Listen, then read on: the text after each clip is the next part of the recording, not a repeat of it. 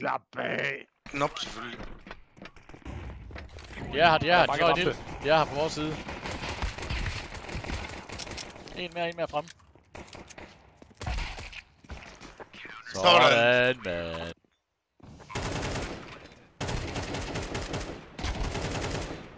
Nice. 200 pis. Det er sygt, det der, mand. Nice. Det var din pipi. Det var. Du slog den flik-flak, du gjorde. Er du så færdig? 3, 2, 1. Hot! Han er i hot. Nej, hot, ja.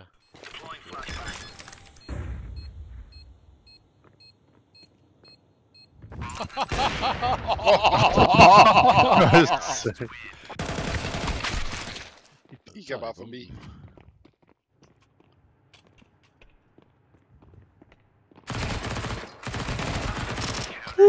Ace.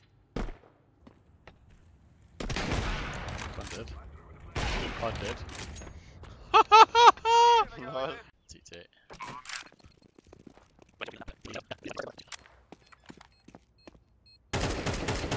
Hæft, det er sygt.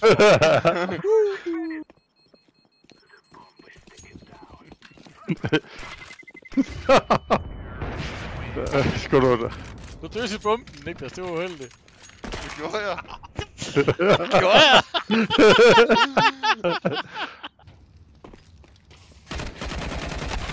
Hvorfor dør han ikke? Jeg kan ikke forstå, hvorfor han kan bade så meget i hans egen lille. Hvor blandede de i bomben? Nå, fordi de var der.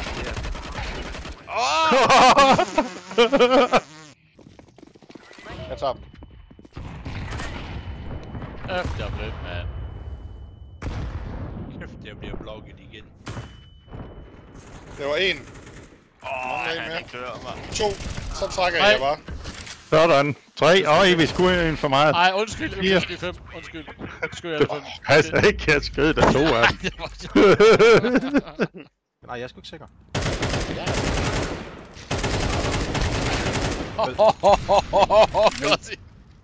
Må jeg lade nu? Where did you put the bomb? Mid? Hvem var det, der lavede banæs?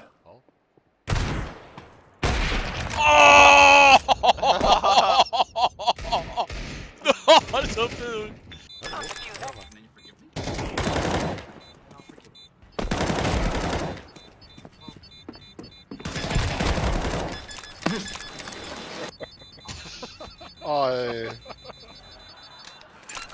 What? Jeg trykkede 3 gange. Det er sygt nok. Grus one. Hvad? Der står en mand her på grus. Jeg kan ikke skyde ham. Men det er ikke connected. Han skal gå ind i main. Jeg skyder efter. Så er det gemmeleg. Han kommer med mig nu. Rød boks. Han skal køre ind for nu. Han kører ind for nu. Main. Cleo, ikke peek. Bare vent. Ingen tid. Sådan. Det er bare sådan der skud, han misser, så skal han bare løbe væk, så kan han ikke nå blandt. Perfekt. Nej.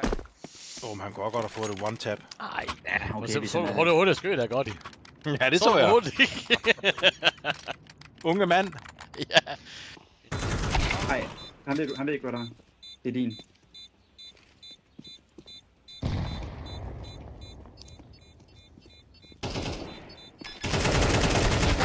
Han når det ikke nu. Han kæt. Ja, nej. Nej, han når det lige.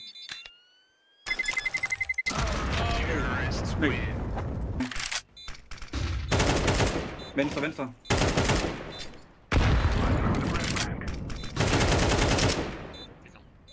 Du fik ham. 5 skud. 5 skud. Prøv lige det åbne.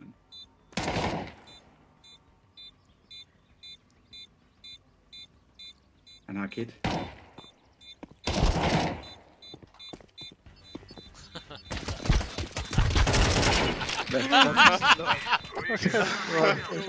Jeg har ikke set noget lignende. Hvad fanden er det der?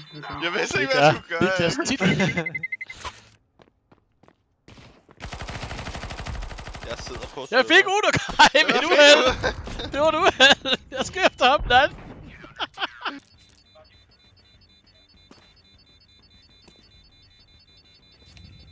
Dobbeltkill. Nå! Ja da. Nice. Det er koldt, du venter på dobbeltkill. Ja, det er fedt.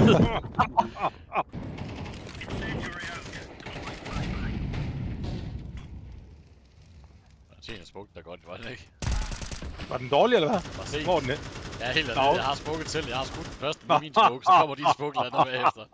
Hold kæft, mand. Ja, jeg ved ikke, det gjorde så ud, jeg kan. Den er åbenbart langsom.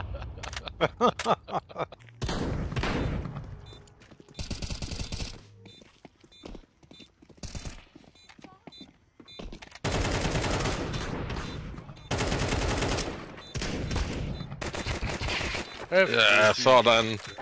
Kæft, godt spil. Smoke man. What you gonna do?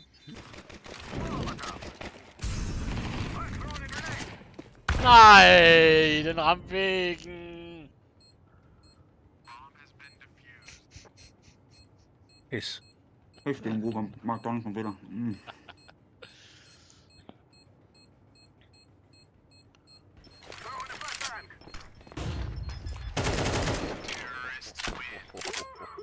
Ace. Åh, de er gode. Sådan.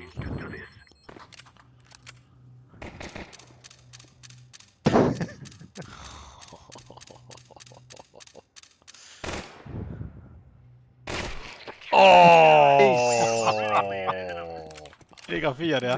Var det vildt. Sygt.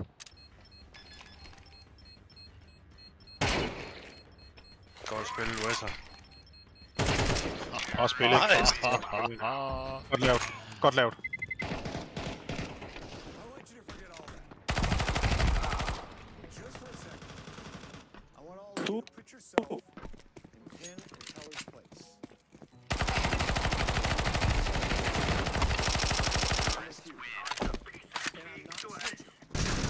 Niklas, løb alarm, løb alarm.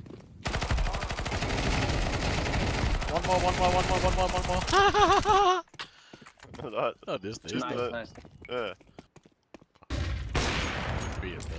Åh, så du det? Bare du fik ham! Ja. Fedt. Der er ild i hans fødder, hvad fanden sker der? Hvad sker der?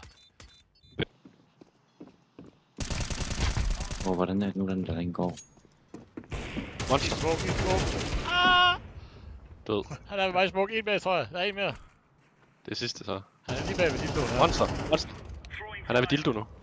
Jeg har ikke nogen fugle. Jeg har ikke fugle. Au! Hvor lortet ildvinding. Jo, Var der? Jeg vidste, han var der. Nice. Kit venstre. Det er tæt, hva'? Ej, du har den. Nice. Sådan. Det er sygt, Han er godt skudt til sidste. Close line.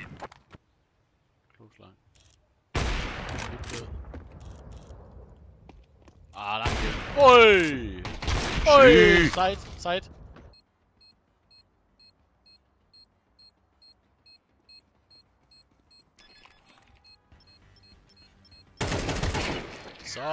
Det var sejt til gengæld. Det var mega sejt. En ser væk for langt af. Det var god. Second mid apps. Apps.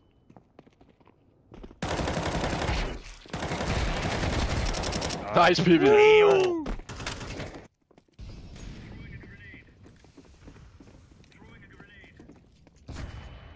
Jeg fik en flash i hovedet, det var træls. Jeg skal til at knivtræ den her gang. Så får jeg bare en teamflash i panden. Quickscope! Det så jeg godt.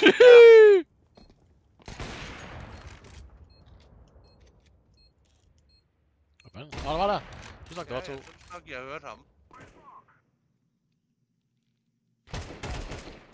Sygt headshot.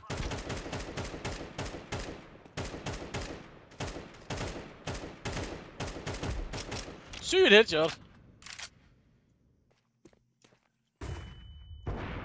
Du kan ikke ramme med AP i dag, det er da pisse irriterende. Nå, det kan jeg godt, da jeg er blind åbenbart. Jeg kan bare ikke, da jeg ser noget. Den var også god, den der. Der står 3 på B der.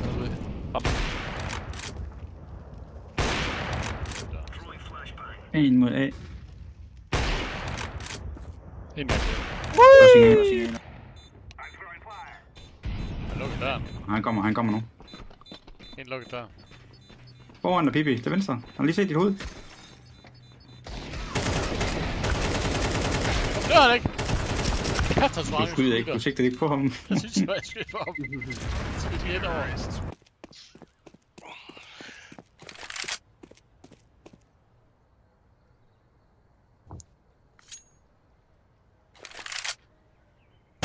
Jeg fik chok, mand.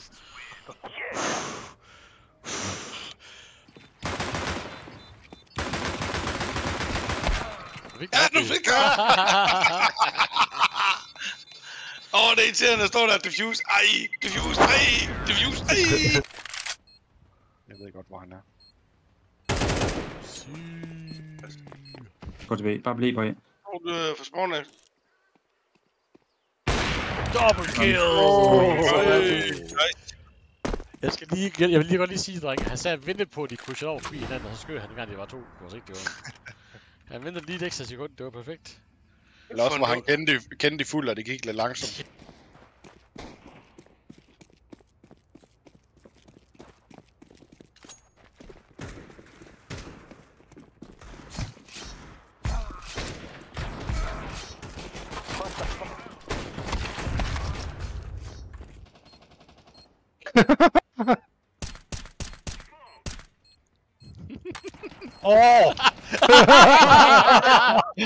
Det tog jeg lang tid om.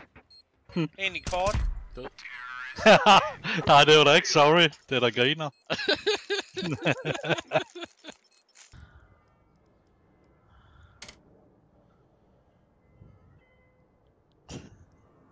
Hvad? Hvordan fuck kan man gøre det alene? Det er ikke 4. Hvad fanden skete der der? Hvorfor hjælper I dem? Det var de gør vel ikke, der står counter-terrorist. Rovhul.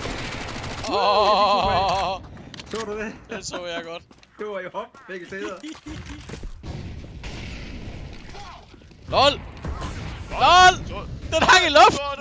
Ja, du står der også. What the fuck? Jeg var lidt flad. Dark og venstre. Dark, du var Dark stadigvæk. Dark død om 3 sekunder. Død nu. Jeg planter bagved. 12. Hvor skal smoken lande hen? Hvor vil du have smoken, Phoenix? Jeg ved ikke. Hvad med der? Ja, jeg prøvede at nægte den, men det kan du ikke. Der er en 4. Der er en 4, Phoenix. Skriv. Gør det. Jeg bliver smoke og alt muligt. langt.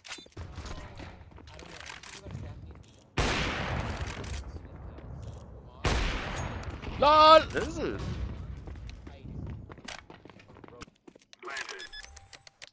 En heal over på A. Den vil jeg ikke.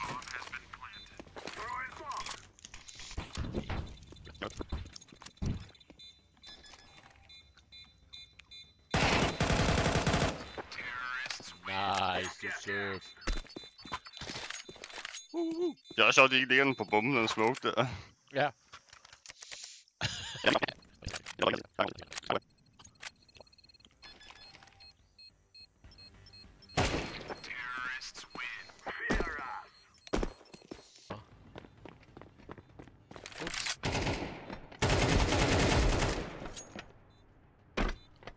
Der, så går vinduet. Sygt.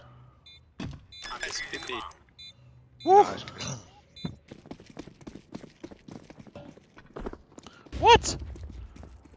What? Han har sådan en skater og slide på railingen, det har jeg aldrig set før. LOL.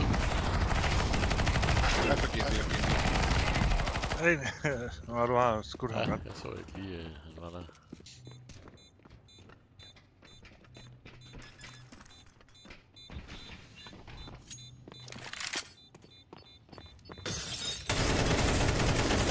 Kig op. Ja. Diffuser igen, tror jeg, eller hvad? Jo. Ramte løb der. Ja. Nice, det er klart.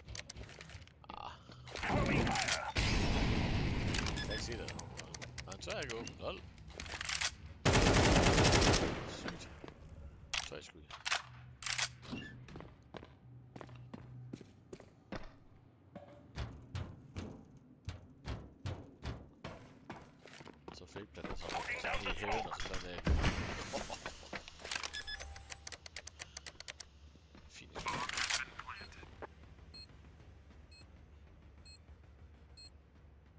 Hvis der er 2 tilbage.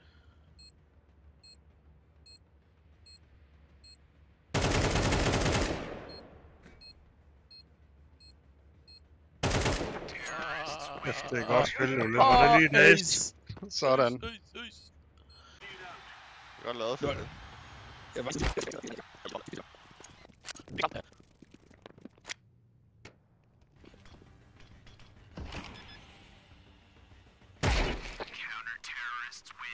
Klam kill. Det var en god kommentar, den der. Klap kill. Bare muligt, så kniver jeg ham. Stay fireball, please. Don't push, please. Knock knife. Knife! Knife! Don't knife! Don't knife! Good knife. That's very good knife. In heaven. Bare lige 5 minutter.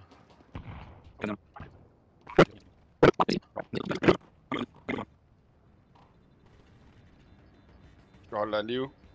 Cleo, han er der ikke. Han kan da ikke nå. Shit. Godt spille. Det er Cleo, der sparer. Godt spil, Cleo. Thank you. God runde. Den gemmer jeg lige. Han er langt nede. What? Jeg fandt den i rød der.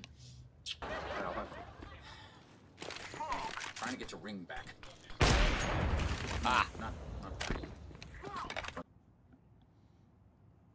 Vent, Niklas, vent, gennem dig. Ja, han åbner døren der.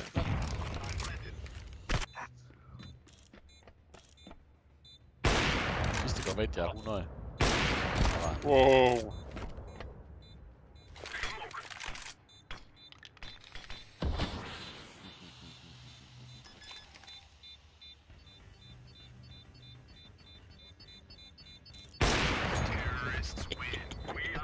Kig på sprayen igen. Geografi er det der. 200 IQ, ja. 180. Ja. Du er også bagfra, kan jeg høre.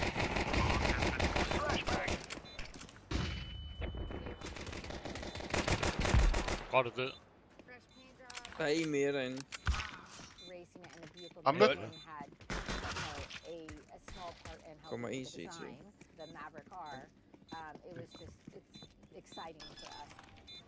En diffuser.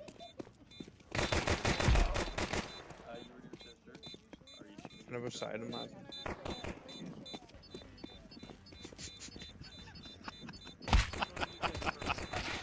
Det er Niklas, det her.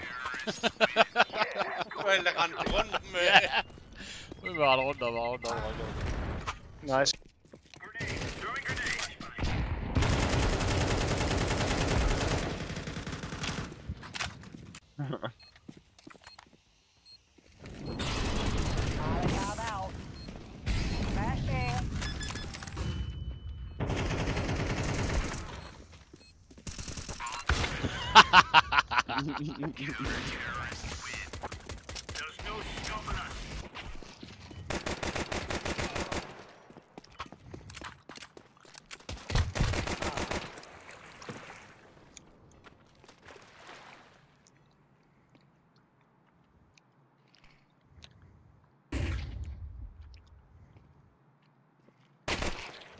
Oh. Det er cool! Åh, det er ace! Side. Fedt. Okay. Kom tog jeg.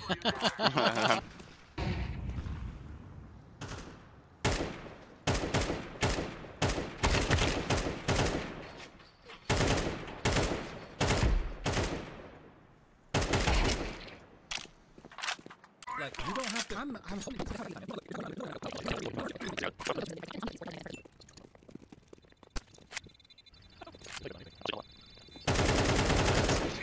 Oh, yeah, I'm sorry.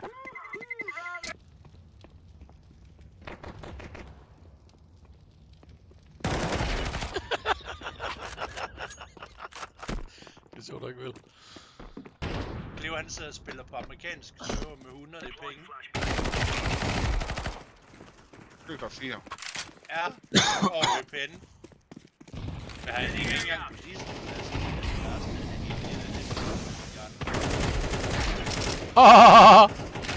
Det er ikke så hurtigt der. The Corona man fucking PK me.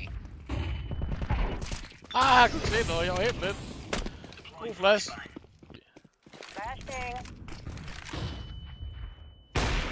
Helt mere.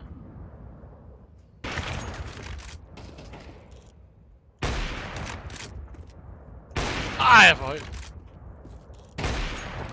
Nå, sådan det. Det er VP master.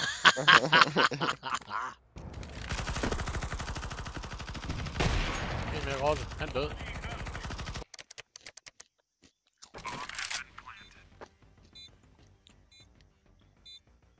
Og det kan man ikke så. Jo, det kan man godt. Kan de se mig her? Ja, hvis du dodger den her, tror jeg.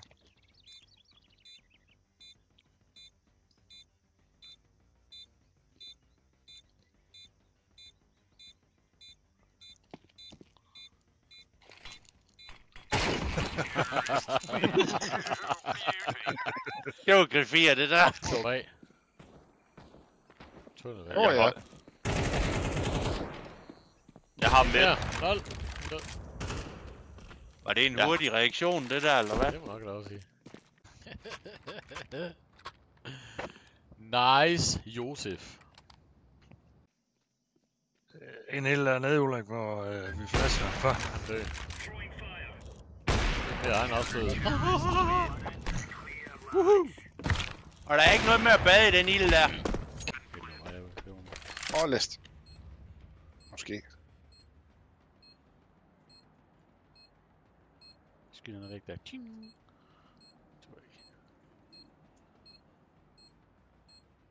Og blandt Diana til main.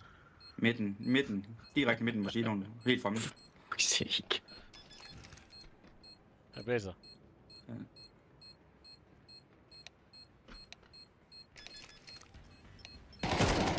Ja, han ved det bare.